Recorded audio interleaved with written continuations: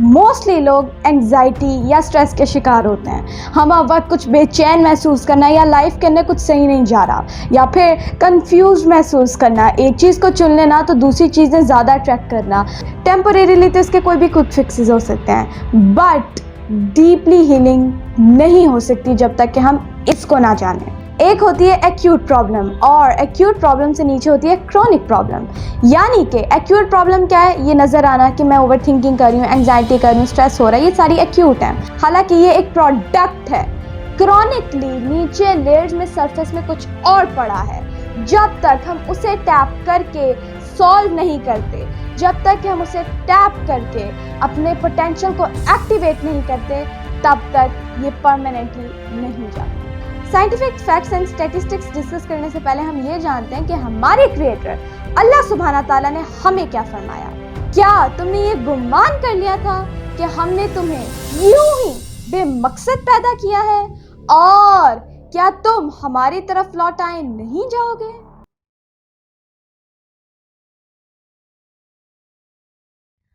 अस्सलाम वालेकुम। I am Labika Batool. I am a Muslim inspirational speaker, trainer, coach and entrepreneur. कैसे हैं आप सब? उम्मीद करती हूँ कि आप सब अल्लाह पाक के फजल करम से बिल्कुल ठीक ठाक होंगे। मैं खुशामदीद कहती हूँ आपको the science of Islamic manifestation की सीरीज़ के अंदर। हम पीछे वीडियो के अंदर हम डिस्कस कर चुके हैं द इम्पॉर्टेंस ऑफ पर्पस। अगर आपने वो नहीं देखी तो वो लाजमी देखिएगा, तब आपको आज की वीडियो बेहतर तरीके से आप अंडरस्टैंड कर पाएंगे। पिछली वीडियो में हमने डिस्कस किया पर्पस है क्या एंड उसकी इम्पोर्टेंस को। अब आइए थोड़ा आगे बढ़ते हैं, अगले लेवल पे जाते हैं। आज के मोस्टली लोगों को आप देख लें, भले रोज़मर्रा ज़िंदगी के अंदर जिनसे आपका इंट्रैक्शन हो रहा है उनसे, या फिर आप साइंटिफिक स्टैटिस्टिक्स की तरफ देख लें, साइंटिफिक स्टडीज़ की तरफ देख लें, ठीक है, साइंटिफिक कह लें अदाद शुमार की तरफ देख लें, तो हमें ये पता चलता है, हम ये देखते हैं कि लोग एक कांस्टेंट लूप के अंदर फंसे होते हैं, कांस्टेंट लूप के अंदर। और वो लूप कौन सा होता है? स्ट्रेस का, एंग्जाइटी का, बेचैनी का, लाइफ में सही नहीं जा रहा कुछ, इन चीज़ों के अंदर फंसे होते हैं। अंदर बहुत ज़्यादा कन्फ्यूजन होना, बहुत ज़्यादा के लिए ओवर थिंकिंग बहुत से लोग करते हैं। एंड लाइफ के अंदर जैसे वो रिजल्ट चाहते हैं, इन अदर वर्ड्स उनकी जो पसंदीदा ज़िंदगी होती है या फिर जो वो स्मूथ ज़िंदगी चाहते हैं, उसकी तरफ वो ना सिर्फ ये महसूस करते हैं कि हम नहीं हैं, बल्कि ये भी महसूस करते हैं कि हम उसकी तरफ बढ़ नहीं रहे, हम किसी और डायरेक्शन के अंदर जा रहे हैं। हालांकि लॉजिकली तो जो उन्हें दुनिया बताती है या दिखाती है कि ये करो वो करो, वो कर रहे होता है, बट फिर भी वो उस कांस्टेंट लूप से, एंग्जाइटी के लूप से, बेचैनी के लूप से, ज़हनी दबाव के लूप से नहीं निकल पाते। And you know why? इसकी बहुत बड़ी रीज़न है, आगे डिस्कस करते हैं। बहुत से लोग आपको आज एंग्जाइटी, स्ट्रेस या और भी चीज़ों के सॉल्यूशंस जो है वो तो देते हैं, ठीक है, लेकिन मोस्टली लोग क्विक फिक्सेस देते हैं। आप ये करें, आप ये करें, आप ये करें, आप ये करें, फिर आप ये कर लें। या बहुत से लोग जो कि गलत है, फार्मास्यूटिकल्स की तरफ भेज देते हैं, जबकि ये तो उससे भी सॉल्व नहीं होने वाली। क्यों? क्योंकि ये एंग्जाइटी, ओवर थिंकिंग, स्ट्रेस, ये तमाम चीज़ें तो एक प्रोडक्ट हैं। क्या है? एक प्रोडक्ट है। ये एक्यूट प्रॉब्लम्स है। एक्यूट कहते हैं जो कि शॉर्ट टर्म होती हैं। एक्यूट तो सिर्फ कह लो शॉर्ट टर्म होती हैं, लोग इसे सॉल्व करने के पीछे चले जाते हैं, जबकि एक्यूट के नीचे एक क्रॉनिक प्रॉब्लम पड़ी हुई है, एक क्रॉनिक चीज़ पड़ी हुई है। क्रॉनिक होती है जो लगातार चल रही होती है, ठीक है, जो डीप आप कहने सरफेस में होती है, ठीक है। लोग एक्यूट को सॉल्व करने चले जाते हैं, टेम्पोरेरीली एक्यूट अगर सॉल्व हो भी जाए प्रॉब्लम, तो क्रॉनिक वाली दोबारा से वो खड़ी कर देगी, उसके लिए कोई प्रॉब्लम नहीं है ये चीज़। इससे हमें ये समझ आया कि एक्यूट को नहीं हमने सॉल्व करना, अगर हम क्रॉनिक वाले पे काम कर लें जो कि लंबे अरसे से चल रही है, जो कि डीप लेवल पे है, अगर हम उसे टच कर लें, अगर हम उसे जो है कह लें सही कर लें, सॉल्व कर लें, तो हमारी एक्यूट तो हमारी ज़िंदगी के अंदर आएंगी ही नहीं। यानी कि अगर हम डीप लेवल को टच कर लें तो एंग्जाइटी, स्ट्रेस, ओवर थिंकिंग तो ज़िंदगी में आ ही नहीं सकती। उसके लिए हमें क्या करना पड़ेगा? हमें अपनी थिंकिंग बड़ी करनी पड़ेगी और लाइफ के अंदर डीपली तरीके से आगे बढ़ना पड़ेगा। आज हम देखते हैं मोस्टली लोग जब भी कुछ चूज़ करते हैं, ठीक है, जब भी कुछ करते हैं, जो भी दुनिया दिखाती है उसकी तरफ करते हैं, तो इतनी कॉन्ट्रडिक्शंस उनके अंदर खुद चल रही होती हैं, इतनी ज़्यादा चीज़ें वो खुद महसूस कर रहे होते हैं कि वो खुद ही कंफ्यूज होते हैं क्या करें। अगर लेट्स सपोज एक चीज़ चूज़ कर ली, हम ये करते हैं, ठीक है, या कैरियर के अंदर या रिलेशनशिप के अंदर या किसी के भी अंदर, अगर वो उन्होंने चूज़ कर लिया हम ये करते हैं, तो 10 ऐसी और चीज़ें दुनिया दिखा देती है कि ये भी हो सकता था, ये भी हो सकता था, ये भी हो सकता था, कभी कोई चीज़ें ट्रैक करिए, कभी कोई चीज़ें ट्रैक करिए, कभी ये भी हो सकता था, वो भी हो सकता था, यानी कि एक सेटिस्फैक्शन, एक फुलफिलमेंट अपने अंदर महसूस ना होना। बहुत से लोग इसको महसूस करते हैं, इतनी कॉन्ट्रडिक्शंस आ रही होती, इतनी चीज़ें हो रही होती हैं, और इतनी ऐसी कह ले दुनिया की तरफ से इमेजेस वीडियो की शक्ल में, ठीक है, ऐसे विजुअल्स, ऐसी आवाज़ें, ऐसी बातें, और अगर मैं बेहतर कहूँ तो ऐसे एक्सपीरियंसेस लोगों को करने को मिलते हैं जिसके थ्रू फिर वो वैसे एक्शंस लेने शुरू कर देते हैं, डिसीजंस लेने शुरू कर देते हैं, एंड बिकॉज जब वो उसको फॉलो करते हैं फुलफिलमेंट तो होती नहीं है, सेटिस्फैक्शन तो होती नहीं है। क्यों? क्योंकि अब यहाँ हमारे क्रिएटर की बात आती है, अब यहाँ हमारे क्रिएटर की बात आती है। देखते हैं हमारा क्रिएटर हमें क्या कहता है, देखते हैं हमारा क्रिएटर हमें क्या कह रहा है, यानी अल्लाह सुब्हाना तआला हमें क्या कह रहा है। अल्लाह पाक सूरह मोमिनीन 23वीं सूरत 115वीं आयत के अंदर फरमाता है, अल्लाह पाक कहता है, मैं मफहूम शेयर कर रही हूँ आपके साथ, अल्लाह पाक कहता है कि क्या, गौर से सुनिएगा, जिंदगी बदल देने वाली है, रोंगटे खड़े कर देने वाली है और खुद ही खुद के अंदर शर्मिंदा कर देने वाली है। अल्लाह फरमाता है, क्या तुमने ये गुमान कर लिया था, क्या तुमने ये गुमान कर लिया था, यानी ख्याल कर लिया था कि हमने तुम्हें यूं ही बेमकसद पैदा किया है।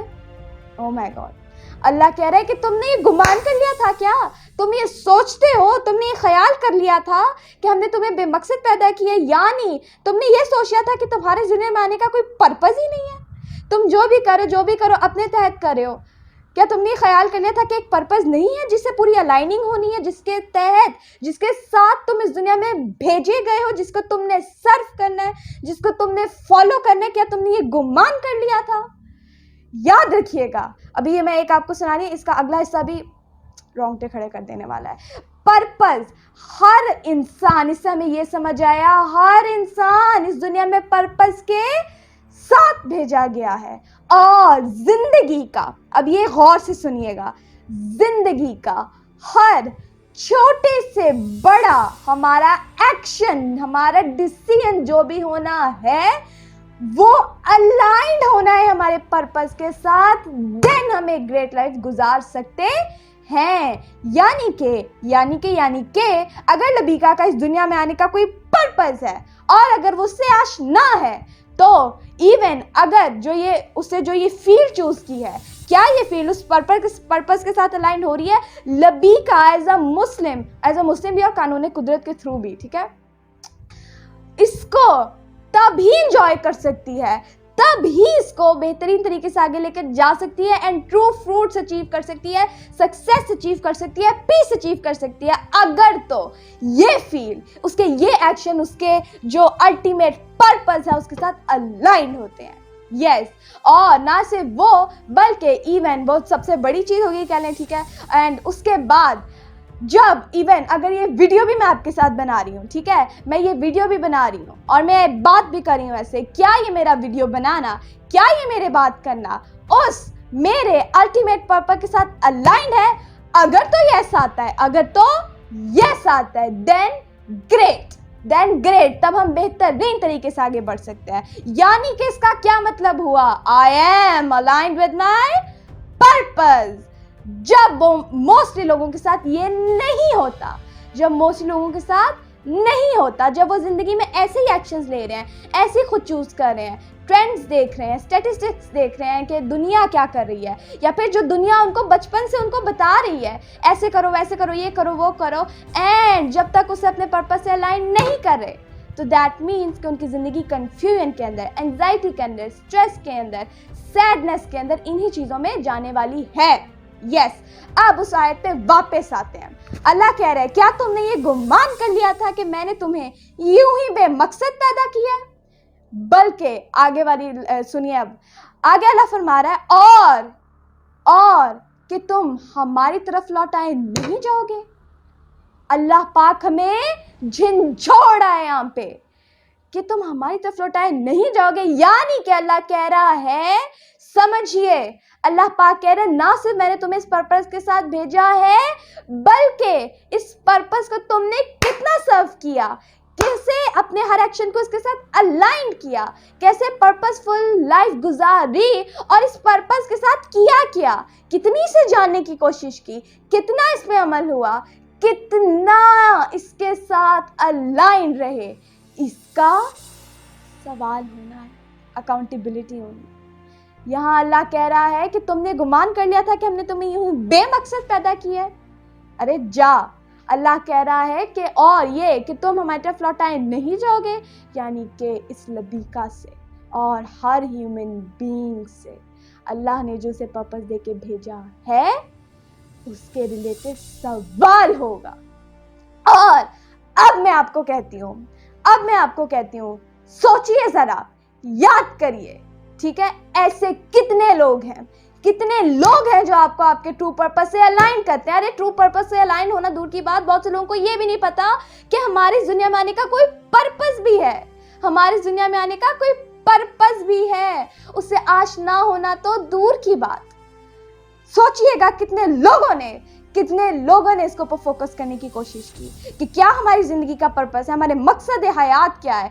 सोशल मीडिया खोलिएगा, उसको झंझोड़िएगा, देखिएगा कि कितने लोगों ने इस पे फोकस किया। और याद रखिएगा, जब इस पे फोकस नहीं होता तो अगला इंसान पता है क्या महसूस करता है, वो ये कहता है अच्छा चलो अब हम जिंदगी बदलने के लिए कोई वीडियो देखते हो कि देखी, और फिर घंटे बाद क्या कहेगा, चलो अब चेंज कर लेते हैं, अब हम कोई और वीडियो देखते हैं, हो सकता है इसमें ना।